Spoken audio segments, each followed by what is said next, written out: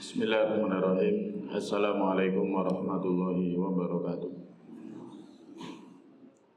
Innal hamdalillah nahmadullah wa nasta'inuhu wa nastaghfiruh wa nastahdiih wa na'udzu billahi min shururi anfusina wa min sayyiati a'malina may yahdihillahu fala mudilla lahu wa may yudlilhu fala hadiya lahu. Asyhadu an la ilaha illallah wahdahu la syarika lah wa asyhadu anna Muhammadan abduhu wa rasuluh la nabiyya wa la rasula ba'da.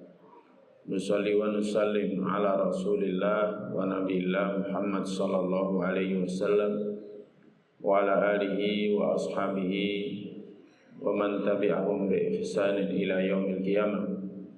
Amma ba'd, qala Allah Ta'ala fi kitabil karim, a'udzu billahi minasyaitonir rajim. Ya ayyuhalladzina amanu taqullaha haqqa tuqatih wa la tamutunna illa wa antum muslimun. Al-ayat. Alhamdulillah, kembali kita dipertemukan oleh Allah Ta'ala Rabb kita di malam yang dingin, yang mana ini nikmat yang adalah kita banyak bersyukur, melebihi nikmat kita diberikan dunia beserta isinya. Kalau kita mau mensyukuri betapa besarnya nikmat ini, cobalah kita merenungi ketika kita misalkan mengantarkan orang yang mati, kemudian kita melihat jenazahnya dimasukkan ke dalam lahatnya. Kemudian sekiranya yang mati itu adalah kita, tentu kita pasti akan sendiri, belum lagi merasakan dingin, takut dan lain sebagainya. Maka ketika kita melihat seperti itu, tentu kita akan semakin mengkhawatirkan diri kita. Maka para jamaah yang dirahmati Allah, dengan ngajinya kita seperti ini, semoga kelak Allah merahmati kita, tidak akan membiarkan kita dalam ketakutan di tengah kesendirian kita di alam barzakh. Semoga duduk kita di masjid seperti ini, sholat kita, ngaji kita, tilawah kita, atau nanti puasa kita, semoga mendatangkan kebaikan untuk kita ketika kita berada di alam barzakh. Beratnya malam hari ini tidak lebih berat dari kehidupan di alam barzakh. Beratnya langkah kita sholat berjamaah ke masjid, sholat isya berjamaah ke masjid, sholat subuh berjamaah ke masjid, tidak lebih berat dari kesendirian kita nanti kita berada di alam barzakh. Maka ini nikmat yang harus kita syukuri. Semoga Allah memberikan kepada kita istiqomah. Tak lupa salawat serta salam adalah senantiasa kita sampaikan kepada Nabi kita Muhammad sallallahu alaihi wasallam, utusan Allah untuk kita semua, untuk alam semesta, yang menyampaikan risalahnya, memberitahukan kepada kita apa yang telah lalu dan apa yang akan datang kemudian, apa yang nanti akan terjadi, apa yang nanti akan kita alami dalam kehidupan kita ketika kita pindah ke alam barzakh.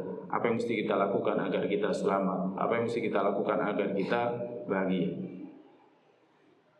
Maka semoga dengan kita senantiasa mempelajari sunnahnya, kita semakin didekatkan dengan jalan yang lurus yang mengantarkan kita selamat dari neraka, tiba di surga Allah Ta'ala. Kepada beliau adalah kita banyak sholawat dan salam, semoga kelak kita ketemu dengannya di telaganya. Para jamaah yang dirahmati Allah, kita masih membahas tentang pembahasan zuhud. Kita sudah membahas tentang pemahaman zuhud yang dijelaskan diantaranya oleh Imam Ahmad bin Hanbal, demikian juga dijelaskan oleh Syekhul Islam Ibnu Taimiyah dan lain sebagainya. Maka kita melanjutkan dengan ayat-ayat yang mungkin ada sedikit kita mengulanginya karena ada beberapa ayat yang kita belum membahasnya. Surat Yunus ayat 24. Kita sudah bahas atau belum ini? Belum ya? Belum. Berarti kita belum bahas ayat-ayatnya. Imam Nawawi banyak mengetengahkan firman Allah Ta'ala yang menjelaskan tentang hakikat kehidupan dunia. Allah menjelaskan itu dengan firman-Nya, kemudian kita disuruh melihat ayat-ayat kauniyahnya. Allah berfirman, "Innama mathalul hayatid dunya." Sesungguhnya saja perumpamaan kehidupan dunia, kama'in, perumpamaannya seperti air, anzalnahu minas sama'i, yang kami menurunkannya dari langit. Fakhtalata bihi nabatul ardi, maka nabatul ardi, tanaman-tanaman bumi berkumpul dengannya, dengan air. Akhirnya tumbuh, mimma ya'kulun nas wal an'am, tumbuh dari apa-apa yang tanaman itu dimakan oleh manusia dan binatang ternak. Hatta idza akhadhatil ardu zukhrufaha, hingga ketika bumi itu mengambil kemegahannya. Wa zayyanat, dan bumi itu berhias. Sebelumnya gersang, kemudian menjadi subur, kemudian menjadi indah, kemudian kita melihatnya megah. Banyak tanaman di sana, banyak buah di sana. Wa dhanna ahluha annahum qadiruna 'alaiha, dan pemilik daripada tanaman itu, mereka menyangka qadiruna 'alaiha, mereka akan bisa memanennya, bisa memanen hasil bumi yang mereka hanya memberikan bijinya, kemudian Allah menumbuhkannya, kemudian Allah menumbuhkan buah-buahnya. Mereka mengira mereka qadirun 'alaiha, mereka bisa untuk memanennya. Ataha amruna lailan aw naharan, tiba-tiba datang perintah kami, azab kami kepada bumi yang sudah menghijau tadi, lailan aw naharan, malam dan siang, faja'alnaha hasidan, maka kami menjadikannya hasidan, seolah-olah sudah disabit, seolah-olah sudah dipanen. Jadi tanaman yang sudah menghijau, tanaman yang sudah berbuah itu, yang tinggal dipanen, yang tinggal diambil, tinggal dipetik hasilnya, maka ja'alnaha hasidan, kami menjadikannya sudah dipanen lebih dulu. Ka'alam taghna bil amsi, seolah-olah kemarin belum ada apa-apanya.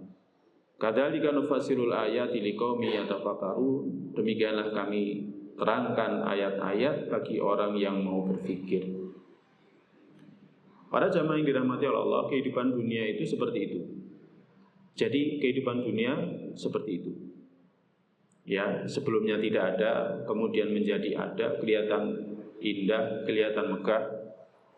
Kemudian setelah itu, ketika kita mau menikmatinya, ketika kita mau merasakan hasilnya, tiba-tiba Allah Subhanahu wa taala datangkan azab. Tiba-tiba Allah datangkan musibah, entah itu malam, entah itu siang.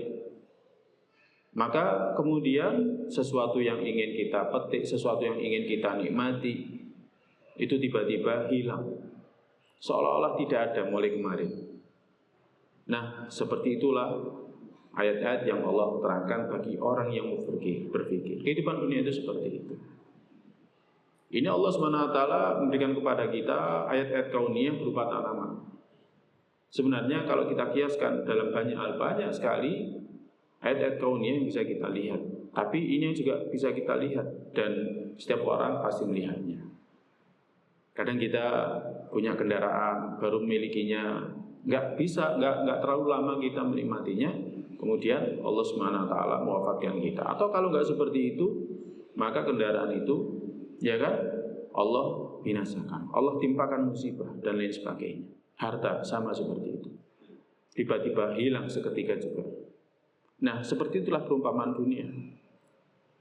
Nah, dalam ayat ini Allah memberikan perumpamaan kehidupan, kemegahan dan keindahan dunia itu seperti hujan yang dengannya tumbuhan tumbuh.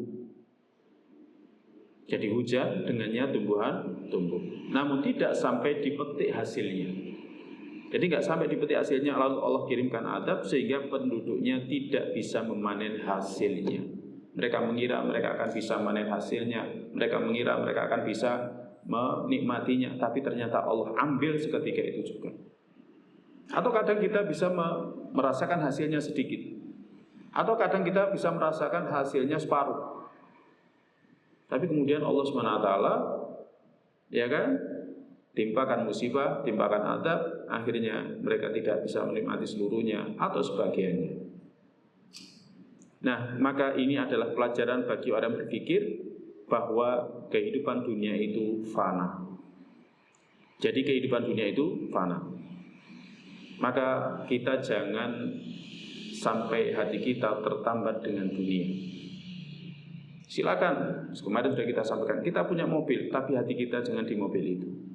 Kita punya rumah, hati kita tidak di rumah itu. Kita punya kebun yang sangat luas, tapi hati kita tidak di kebun itu.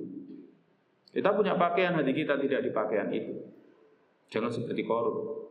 Dia kagum dengan kekayaannya, dia kagum dengan baju kebesarannya, tapi kemudian Allah tiba-tiba membinasakan dia dalam satu peristiwa gempa. Kemudian dia pun bersama dengan hartanya ditenggelamkan oleh Allah Subhanahu wa ta'ala. Ini para jamaah yang dirahmati Allah. Surat Al-Kahfi, surat yang senantiasa kita dianjurkan untuk membacanya pada hari Jumat. Ayat 45 sampai 46. Allah berfirman, "Wadrib lahum," berikanlah perumpamaan kepada mereka wahai Muhammad. Matalal hayatid dunia, perumpamaan kehidupan dunia, permisalan kehidupan dunia. Misal itu dari bahasa Arab, permisalan kehidupan dunia. Kama in anzalnahu minas sama, perumpamaannya seperti air yang kami menurunkannya dari langit. Fakhtalata bihi nabatul ardi, maka kemudian air dari langit itu mencampuri tanaman sehingga tanaman itu kemudian tumbuh. Fa asbaha hashiman, tapi kemudian tanaman itu mengering. Gak ada ceritanya tanaman itu tumbuh terus, gak pernah mengering, gak ada. Ya, fa asbaha hashiman tadruhu riyah. Kemudian tanaman yang mengering itu ditiup oleh angin. Jadi ditiup oleh angin, diterbangkan oleh angin. Wa kana Allahu ala kulli syai'in muqtadira, dan Allah atas segala sesuatu itu maha kuasa. Kemudian pada ayat 46 Allah menyebutkan al-malu wal banuna zinatul hayatid dunya. Harta dan keturunan itu adalah perhiasan kehidupan dunia, itu perhiasan. Perhiasan, harta perhiasan. Orang-orang kalau mudik itu seringkali ketika pulang bawa mobil, wah, bawa mobil, sukses. Ya kan? Ngasih oleh-oleh banyak, sukses. Harta itu perhiasan. Agar orang memandang kita, ya kan, orang yang sukses, orang yang jaya dan lain sebagainya, itu adalah perhiasan. Demikian juga anak-anak. Anak-anaknya kuliah di mana? Oh, sekarang kuliah di perguruan tinggi ini, ternama ini dan lain sebagainya. Oh, dia sekarang sudah kerja, dia punya posisi di sini dan lain sebagainya. Itu adalah zinatul hayatid dunya. Tapi Allah kemudian mengatakan wal baqiyatus shalihat khairun 'inda rabbika thawaban wa khairun amala. Adapun al baqiyatus shalihat, ada yang mengatakan ini adalah zikir, ini adalah amalan salih, itu lebih baik di sisi Rabbmu pahalanya dan lebih baik ya untuk bisa diharapkan balasannya.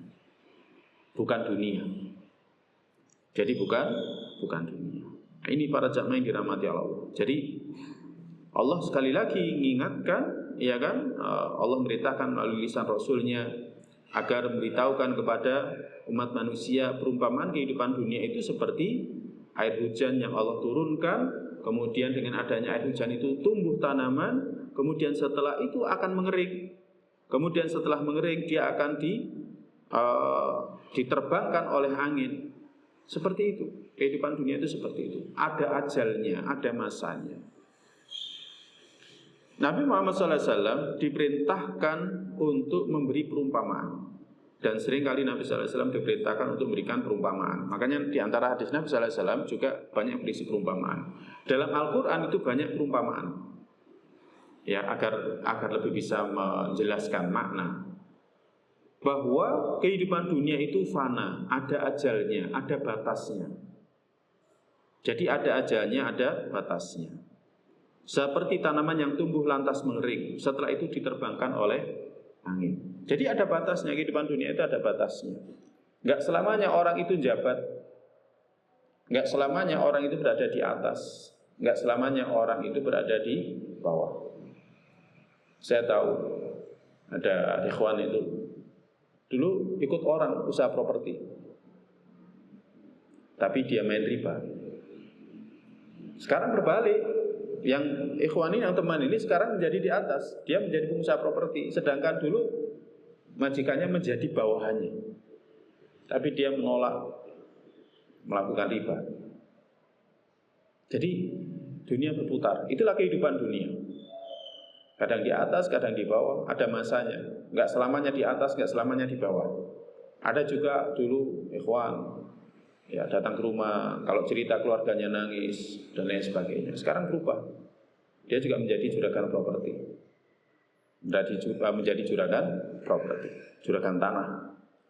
Ya, padahal dulu untuk mengobati anaknya sampai digalangkan donasi dan lain sebagainya. Jadi itu kehidupan dunia, ada masanya. Ya, dan orang yang diberikan dunia pun dia nggak akan pernah menikmati selama-lamanya.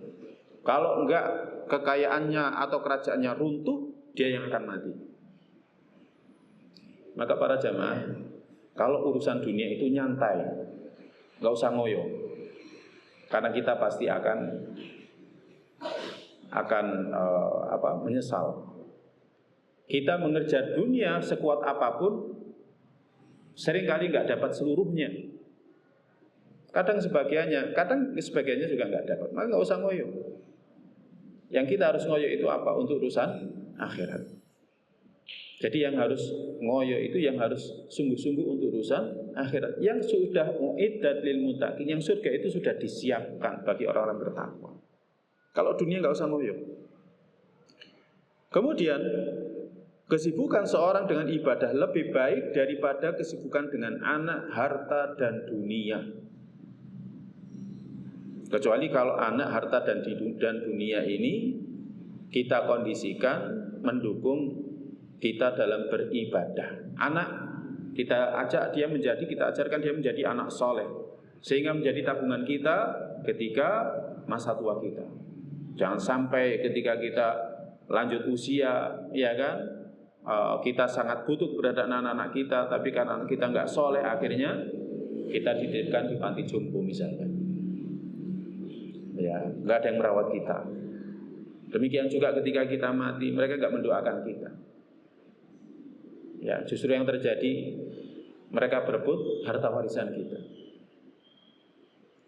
Jadi jangan sampai sibuk dengan anak, kecuali kalau anak ini kita arahkan agar mereka menjadi anak yang soleh. Dunia pun sama seperti itu, harta pun sama seperti itu. Jadi jangan sibuk dengan itu semuanya. Seorang sibuk dengan ibadah lebih baik dari sibuk dengan anak, harta, dan dunia.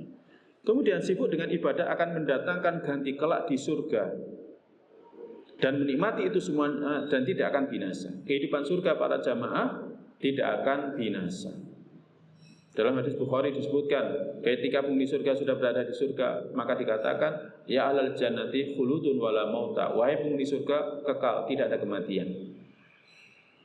Jadi yang selama ini manusia khawatirkan ketika hidup di dunia, yakni kematian, ya kan, perpisahan, itu tidak terjadi dalam kehidupan surga. Kita kalau momen bulan Syawal senang, apalagi yang bapak-bapak ini kumpul sama cucunya senang. Tapi setelah itu ada kekhawatiran. Setelah kumpul ini mereka setelah bulan Syawal selesai, liburan Lebaran selesai, mereka akan kembali lagi. Sedih. Tidak terjadi di surga. Kita akan kumpul terus, nggak akan berpisah. Demikian juga kita dengan harta kita nggak akan pernah berpisah, nggak seperti dunia. Ya, orang kalau sudah punya harta yang sangat banyak, di antara kekhawatirannya adalah dia tidak akan menikmatinya selama-lamanya. Itu adalah kehidupan dunia. Tapi dalam kehidupan surga tidak. Makanya sibuk dengan ibadah akan mendatangkan ganti kelak di surga. Kita akan menikmati itu semuanya dan tidak akan binasa. Gak ada sakit. Disebutkan ketika penghuni surga berada di surga, dikatakan kepada mereka, innakum antasihhu fala tasqamu abadan. Kalian akan sehat, gak pernah sakit. Innakum antan'amu fala tab'asu abadan. Ekamakol. Kalian akan terus menikmati, gak akan pernah bosan. Gak seperti dunia. Di dunia ini kita bosan. Contohnya apa? Coba liburan, nanti mesti mikir, oh sudah pernah ke sana, cari yang lain, wahana yang lain, yang baru. Oh sudah pernah ke sana, cari yang lain. Di surga nggak pernah bosan. Kenapa? Kenapa nggak pernah bosan? Para alim mengatakan karena kenikmatan surga itu tambah hari tambah nikmat. Makanya penghuni surga nggak pernah bosan. Maka sekali lagi, jangan sibuk dengan dunia, maka sibuklah dengan ibadah. Tapi bukan berarti jangan sibuk dengan dunia itu akhirnya kita kerjanya asal-asalan. Tidak. Orang Islam itu, ya kan, jika melakukan pekerjaan maka dia akan menyempurnakan.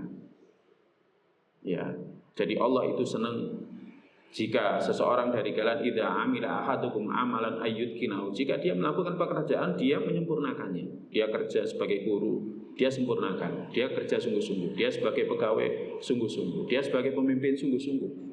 Tapi orientasinya bukan dunia, orientasinya adalah kehidupan akhir, yakni di surga.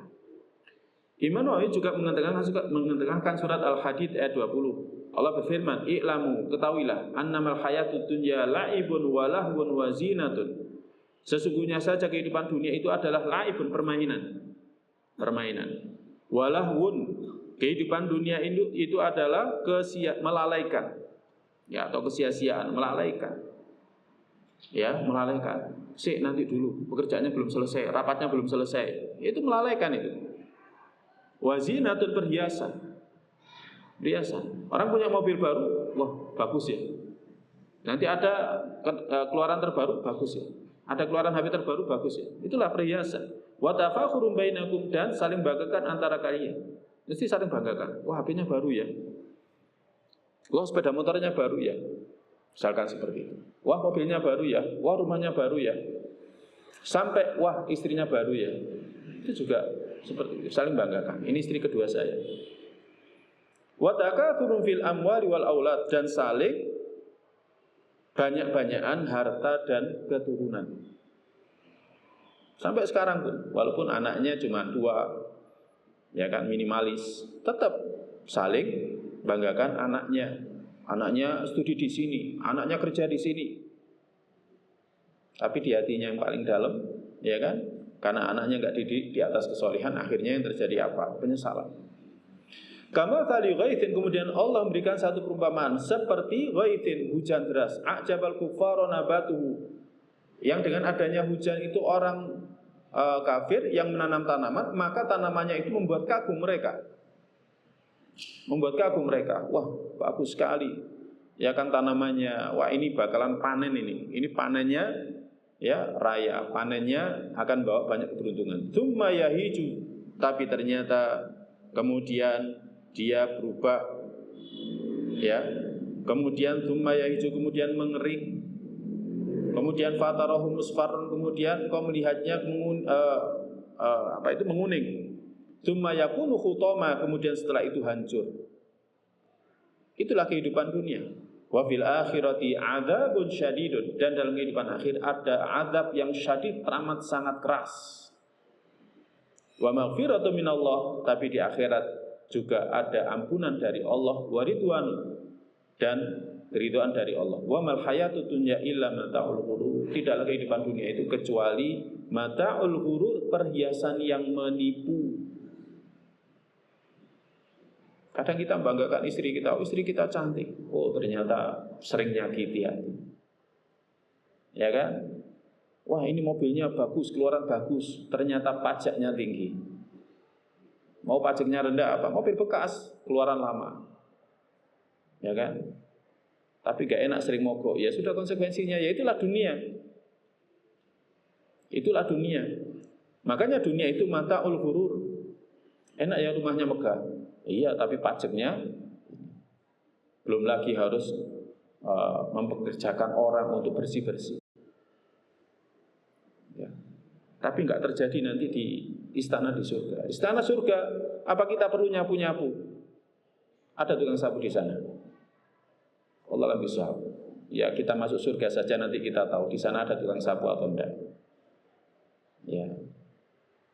Jadi tidak ada lelah, tidak ada letih seperti yang pernah malaikat Jibril alaihissalam berikan salam kepada Khadijah Malaikat Jibril berkata kepada Khadijah, sampaikan salamku dari Jibril, sampaikan bahwa di surga itu nggak ada lelah, nggak ada letih, nggak ada capek, nggak seperti dalam kehidupan dunia. Makanya kehidupan dunia itu perhiasan yang menipu. Ayat ini menjelaskan tentang hinanya kehidupan dunia. Jadi kehidupan dunia itu hina, tapi nyatanya kita senang. Walaupun seperti itu, nyatanya kita senang. Pertama, dunia hanya berisi permainan. Dunia itu isinya permainan. Namanya permainan itu mesti ada batas waktunya. Nggak akan selama-lamanya. Nggak ada ceritanya orang main itu terus, nggak. Ada batas waktunya. Ya kan? Sama sebenarnya kita kerja pun sama, itu adalah permainan. Saya kadang merenungkan diri saya sendiri. Anak saya di rumah mainan kertas, kemudian coret-coret, kemudian tulis-tulis, kemudian ambil kertas lagi, coret-coret, tulis-tulis, kemudian setelah itu ditata. Saya kadang merenung, kok pekerjaan saya di kantor sama dengan pekerjaan anak saya di rumah ya. Cuman bedanya kalau saya kerja di kantor dapat uang, tapi kalau anak saya di rumah nggak dapat uang. Sama sebenarnya. Ya, kemudian lahun, kesia-siaan. Bagaimana nggak sia-sia? Ya, kadang kita nggak lama menikmatinya. Kemudian capek-capek dan seterusnya. Jadi itulah kesia-siaan. Ya, baru beli, kemudian keserempet, misalkan baru beli mobil keserempet, kemudian baru beli sepeda motor kecelakaan. Ya, seolah-olah yang kita lakukan itu sia-sia. Demikian juga dunia itu perhiasan, saling berbangga dan saling memperbanyak dunia. Insya Allah nanti ada penjelasan lebih detail ya, setelah ini. Jadi para jamaah yang dirahmati Allah seperti itu. Jadi saling berbangga, kita membanggakan satu dengan yang lainnya, saling memperbanyak dunia. Itulah kehidupan dunia.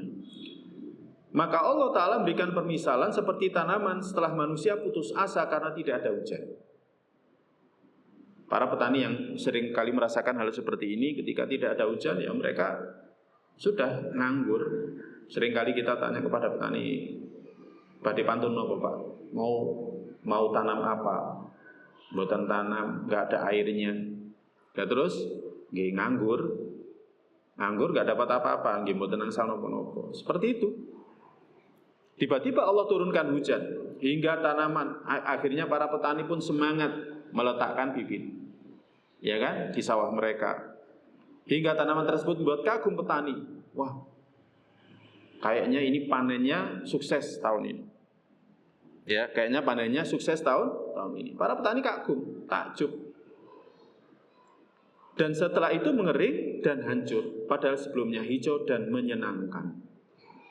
Ya, seperti itulah kehidupan dunia. Nah, ini para jamaah. Makanya jangan sampai kita tertipu. Tadi Allah mengatakan, wa mal hayatud dunya illa mata'ul ghurur. Tidaklah kehidupan dunia itu kecuali perhiasan yang menipu. Imam Nawawi juga mengetengahkan surat Ali Imran ayat 14. Allah berfirman, zuyyina lin-nasi hubbus syahwat. Dibuat indah di pandangan manusia kecintaan kepada syahwat atau kecintaan kepada apa-apa yang diingini. Syahwat itu yang diinginkan. Ya. Minan nisa dari kalangan wanita, wal bani keturunan, wal qanatir al muqantarah. Demikian juga dengan harta yang banyak. Minadzabi wal fiddah, seperti emas, seperti perak, wal khailil musawwamah, dan seperti tunggangan pilihan. Wal an'ami wal harth, binatang ternak dan sawah. Jadi ayat ini menjelaskan kepada kita bahwa manusia itu menginginkan yang ini. Jadi sangat ingin kepada yang ini. Wanita, ya kan? Kemudian anak, kemudian harta yang banyak, ya seperti emas, perak. Demikian juga dengan tunggangan yang bagus, wal an'am wal harth, binatang ternak, demikian juga dengan sawah ladang. Tetapi Allah mengatakan dzalika mata'ul hayatid dunya. Itulah mata'ul hayatid dunya, perhiasan kehidupan dunia. Itulah perhiasan kehidupan dunia. Wallahu indahu husnul ma'ab, dan Allah punya tempat yang lebih baik yang berada di sisinya, yakni di surganya. Nah, para jamaah yang dirahmati Allah, ini perkara-perkara yang dicintai oleh manusia, wanita. Ini dicintai oleh manusia.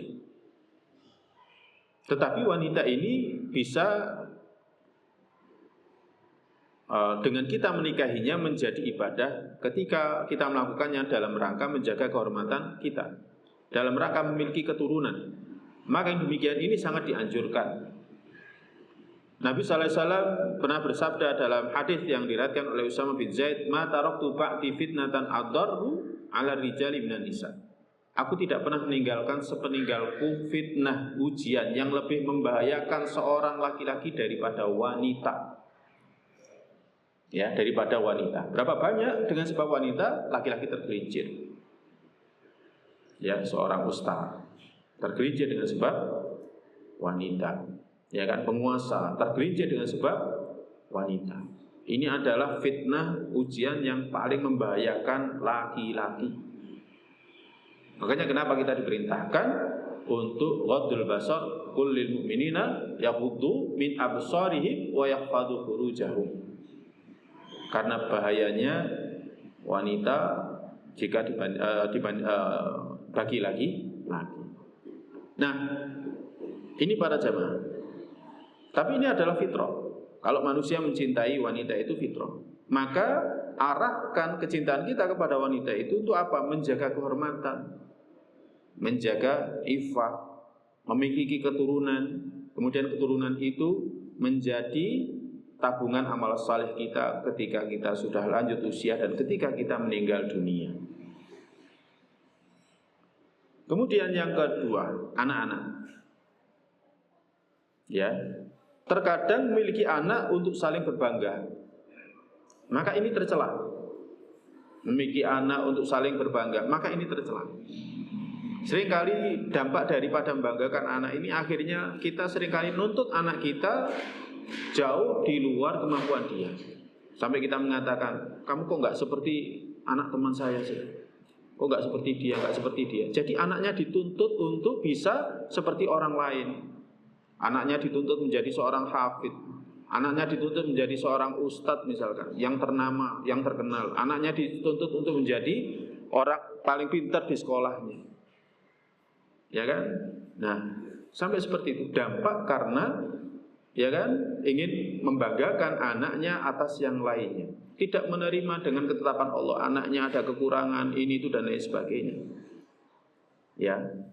Nah, tetapi memiliki anak itu bisa mendatangkan kebaikan jika diantaranya mengikuti sabda Nabi Sallallahu Alaihi Wasallam. Nabi bersabda dalam hadis Anas bin Malik, "Tazawwadul waduda al-waluda." Menikahilah kalian wanita yang pengasih, lagi banyak memberikan anak, yang kasih sayang lagi memberikan anak. Fa inni mukatsirum bikumul anbiya yaumal qiyamah. Karena sesungguhnya aku membanggakan kalian atas para nabi pada hari kiamat. Bangganya nabi itu bukan sombong, bukan ujub, apalagi sombong, bukan. Seperti dalam hadis syafaat Nabi sallallahu alaihi wasallam mengisahkan nanti yang akan terjadi pada hari akhir nanti ketika manusia mendatangi para nabi untuk minta syafaat, tapi ternyata mereka semuanya menolak sampai akhirnya itu datang, itu menjadi bagiannya Nabi sallallahu alaihi wasallam, menjadi haknya Nabi sallallahu alaihi wasallam. Dan Nabi sallallahu alaihi wasallam ketika menjelaskan itu mengatakan wala fakhro, aku enggak membanggakan diri, bukan. Ya, maksud di sini adalah, ya kan, dengan banyaknya umatnya Nabi Muhammad sallallahu alaihi wasallam, maka itu adalah kebaikan. Karena Nabi sallallahu alaihi wasallam sangat cinta kepada umatnya. Nabi sallallahu alaihi wasallam sangat cinta kepada umatnya. Nah, jika kita memiliki anak, maksudnya mengikuti sabda Nabi sallallahu alaihi wasallam di sini, maka itu adalah ibadah. Juga agar kita punya keturunan yang salih, ya kan, yang mendoakan kita, yang meneruskan jariah kita. Ya, misalkan kita rajin sholat berjamaah, kemudian anak kita rajin sholat berjamaah atas didikan kita, maka pahalanya terus ngalir. Anak kita kemudian didik anaknya atau mendidik cucu kita, akhirnya cucu kita juga rajin jamaah, maka pahalanya juga ngalir kepada kita. Terus sampai ke bawah. Nah ini. Kemudian berikutnya cinta kepada harta. Terkadang untuk berbangga, takabur, bahkan sampai menindas. Ya kan? Namun jika digunakan untuk memberi nafkah kepada keluarga, silaturahim, sedekah untuk orang fakir miskin, maka ini mulia. Maka ini mulia. Makanya sebenarnya dunia itu tergantung bagaimana kita menyikapinya. Makanya terdahulu di awal kita sampaikan zuhud itu apa? Zuhud itu dunia berada di tangan tetapi tidak di hati kita. Jadi dunia di tangan tetapi tidak di hati kita. Ya. Kita punya dunia yang banyak tetapi sama sekali tidak di hati kita. Nah, sehingga dunia itu kita gunakan untuk apa? Untuk taat kepada Allah, memberikan nafkah yang utama kepada keluarga, kepada anak istri. Kemudian nyambung rahim, berikan hadiah, ya kan, untuk orang tua, mereka yang paling utama. Ya, kemudian baru kerabat daripada bapak, kemudian baru kerabat daripada ibu. Kemudian selebihnya kita sedekahkan kepada fakir miskin. Maka ini bernilai ibadah. Demikian juga mencintai tunggangan. Kalau untuk berbanggaan, ya kan, maka mendatangkan dosa. Membanggakan, ya kan, dengan motor besarnya misalnya, dengan motor mahalnya, dengan mobil mewahnya misalnya. Tapi kalau digunakan untuk jihad fisabilillah di antaranya, maka berpahala. Ya, digunakan untuk memudahkan kita mengakses majelis ilmu, maka mendatangkan pahala. Sama orang-orang terdahulu, ya kan, mereka memiliki tunggangan untuk melakukan perjalanan jauh mencari ilmu. Ya, melakukan perjalanan jauh mencari ilmu, maka tunggangan itu pun, ya kan, dengan tunggangan itu dia mendapatkan pahala. Ini para jamaah yang dirahmati Allah. Kemudian Imam Nawawi juga mengetengahkan surat Fatir ayat 5. Allah berfirman, ya ayuhan nasu inna wa'dallahi haqq fala taghurrannakumul hayatud dunya wala yaghurrannakum billahil gharur. Wahai manusia, sesungguhnya janji Allah itu benar. Janji Allah itu benar. Apa yang dimaksud janji Allah itu benar? Yakni surga neraka itu benar, nyata. Ya, tapi kenapa kita nggak bisa melihatnya sekarang? Nah, disinilah letak keimanan. Kalau misalkan manusia sekarang bisa melihat surga neraka, maka nggak ada ceritanya waktu maghrib orang di jalan, nggak ada, semuanya di masjid. Bulan Ramadan nggak ada orang yang nggak puasa, semuanya puasa. Kalau mereka bisa melihat surga, bisa melihat neraka. Atau kalau bisa mereka melihat siksa kubur, maka nggak akan ada tempat maksiat, itu nggak akan ada. Nggak ada orang waktunya sholat, mereka nggak sholat, nggak ada. Semuanya berada di tempat sholat. Semuanya takut, karena apa? Melihat bahwa siksa kubur itu nyata ada. Melihat. Tapi disinilah sebenarnya letak keimanan. Makanya Allah dalam banyak firman-Nya mengatakan, ya ayyuhalladzina amanu, hai orang-orang beriman. Seperti nanti ayat tentang puasa, surat Al-Baqarah ayat 183. Ya ayyuhalladzina amanu kutiba alaikumusiyam. Wahai orang beriman, telah diwajibkan atas kalian puasa. Iman. Ya, disinilah sebenarnya letak iman. Tapi kita harus mengimani bahwa janji Allah itu benar, nyata. Bahwa surga ada, neraka ada. Maka kemudian Allah berfirman, fala taghurrannakumul hayatud dunya. Maka sekali-kali kehidupan dunia itu jangan menipu kalian. Wala yaghurrannakum billahil gharur. Dan jangan sekali-kali setan yang menipu kalian itu memperdaya kalian dari Allah. Ya, jangan sampai. Ya, makanya misalkan waktu ibadah. Contoh gampangnya adalah waktu ibadah. Ayo mas, rapat lanjut. Ya kan, mumpung sedikit. Ya tinggal sedikit. Ya nggak apa-apa, silakan. Tapi waktunya komat sudah. Misalkan seperti itu. Atau rapat saja kita terus sampai jam 1. Nanti sholatnya kan masih ada waktu. Nah, itu diantara bentuk bagaimana setan berusaha untuk memperdaya kita. Itu contoh. Contoh yang lainnya banyak. Susah payah mengumpulkan harta kok dikeluarkan zakatnya. Ini kan karena usaha keras kita. Ya, ini kan usaha keras kita. Nah, itulah diantara bentuk tipu daya setan. Dia tidak tahu bahwa jangankan rizki, jangankan gaji, hidupnya dia itu loh karunia Allah. Dia bisa bekerja, ya kan, keluar dari rumahnya bekerja kemudian mendapatkan hasil, itu karunia Allah. Berangkat selamat, pulang selamat, itu karunia Allah. Kita seringkali lupa itu. Ya kan? Seolah-olah itu semuanya adalah usaha kita. Nah, kalau kita memahami ini, maka kita tidak akan mau ditipu. Nah, Allah Ta'ala memberitahukan hambanya bahwa surga yang dijanjikan itu nyata dan benar.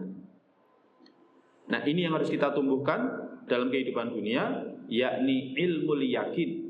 Ilmu yakin. Ada masanya nanti hakul yakin. Dan ada masanya nanti ainul yakin, dan ada masanya nanti hakul yakin. Ilmu yakin itu kapan dalam kehidupan dunia? Hakul yakin itu kapan?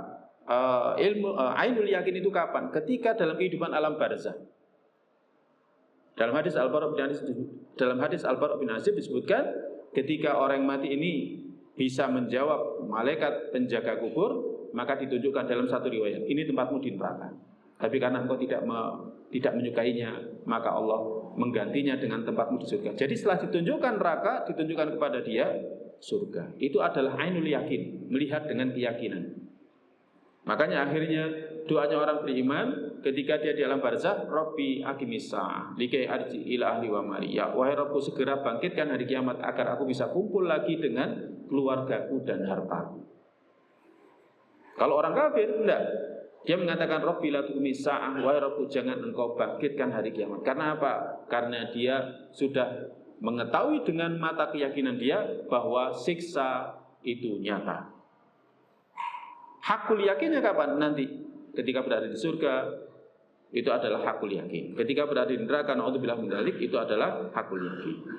Makanya jangan sampai kehidupan dunia menipu kita. Jangan sampai kita baru sadar ketika nazar. Para jamaah, ini yang disebutkan dalam kitab, kemudian yang dikurung itu tambahan dari saya. Jangan sampai kita sadar ketika nazar. Orang itu baru sadar ketika nazar. Atau jangankan ketika nazar, orang itu baru sadar ketika sakit, yang sakitnya itu dia kesulitan, ya kan? Dokternya misalkan sudah angkat tangan, ini sudah ada angkat tangan, baru dia sadar. Jangan nunggu waktu itu, jangan nunggu waktu itu. Mulai sekarang adalah kita senantiasa berusaha menumbuhkan kesadaran kita. Jangan sampai setan itu menipu kita. Wallahu a'lam bishawab. Ya, mungkin ini yang bisa kita kaji. Masih ada beberapa ayat lagi, surat At-Takatsur. Ya, demikian juga dengan surat Al-Ankabut. Cuman waktu yang tidak mencukupi. Semoga beberapa ayat ini menyadarkan kita, khususnya anak pribadi, agar kita ya kan senantiasa berusaha untuk meningkatkan level keimanan dan ketakwaan kita. Ya. Kenapa kita harus tingkatkan keimanan kita? Ya kan? Karena hanya dengan iman ketakwaan kita akan bertambah. Kemudian kenapa harus kita tingkatkan level ketakwaan kita? Karena hanya dengan bertakwa saja, ya kan, kita bisa zuhud, ya kan, bisa menjadikan akhirat itu tujuan kita. Ya, kita berharap agar Allah SWT menolong kita sampai akhir hayat kita. Khususnya nanti, insya Allah dalam beberapa hari kita akan ketemu dengan bulan suci, bulan Ramadan. Kesempatan yang sangat besar yang kita tidak boleh menyia-nyiakan agar kita banyak membawa pahala, memanen pahala, ya kan, memanen pahala. Kemudian kita berharap ini adalah jalan kita yang bisa menyelamatkan kita dari neraka dan masuk ke dalam surganya Allah Ta'ala. Banyak sekali keutamaan. Ada beberapa yang ingin saya sampaikan, ya, ingin menegaskan. Di antaranya dalam hadis Ahmad At-Tirmidzi disebutkan, ya kan, asyamu junnatun minan nar kajunnati ahadikum minal kitab. Bahwa puasa itu ibarat perisai dari neraka. Puasa itu perisai dari neraka seperti perisai seseorang dari kalian dalam peperangan. Kita sangat butuh. Para jamaah, kalau kita berperang, pasti kita butuh yang namanya perisai, baju besi, kemudian helm besi dan lain sebagainya. Tujuannya apa? Untuk menahan dari serangan senjata-senjata yang akan menyerang kita. Nah, kita dalam kehidupan akhir nanti mesti melewati neraka. Ini yang sering kali saya ulang. Firman Allah surat Maryam, wa minkum illa waridha. Tidak ada seorang pun dari kalian kecuali melewati neraka. Nah, ada amalan yang akan bisa membentengi kita dari sentuhan neraka, yaitu apa? Puasa. Ya, yakni puasa. Disebutkan dalam 2 hadis. Makanya jangan sampai kita sia-siakan kesempatan ini. Karena apa? Karena kita sangat butuh kelak Allah melindungi kita dari neraka dan menyelamatkan kita masuk ke dalam surga Allah Ta'ala. Makanya iman kita dan ketakwaan kita adalah senantiasa kita tingkatkan. Semoga Allah Ta'ala memberikan kepada kita taufiknya sampai akhir hayat kita. Semoga Allah Ta'ala merahmati kita dan mengampuni dosa-dosa kita. Allahumma inna nas'aluka ilman nafi'an wa rizqan thayyiban wa amalan mutaqabbala. Allahumma inna ala dzikrika wa syukrika wa husni ibadatik. Allahumma qina adzabaka yauma tab'atu ibadaka. Wassallallahu ala nabiyina Muhammadin sallallahu alaihi wasallam. Kita akhiri dengan doa penutup majelis. Subhanakallahumma bihamdika asyhadu an la ilaha illa anta astaghfiruka wa atubu ilaik. Assalamualaikum warahmatullahi wabarakatuh.